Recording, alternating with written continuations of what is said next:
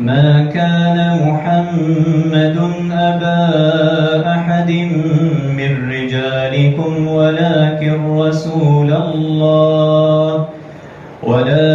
رسول الله وخاتم النبيين وكان الله بكل شيء عليما. يا أيها الذين آمنوا اذكروا الله ذكرا كثيرا وسبحوه بكرة وأصيلا. هو الذي يصلي عليكم وملائكته ليخرجكم من الظلمات إلى النور وكان بالمؤمنين رحيما.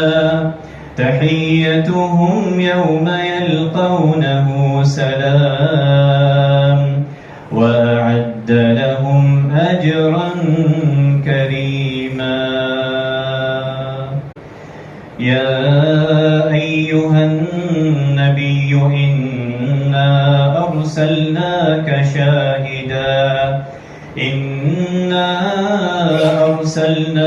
شاهدا ومبشرا ونذيرا وداعيا إلى الله بإذنه وسراجا منيرا. وبشر المؤمنين بأن لهم من الله فضلا كبيرا. ولا تطع الكافرين والمنافقين ودع أذاهم وتوكل على الله وكفى بالله وكيلا.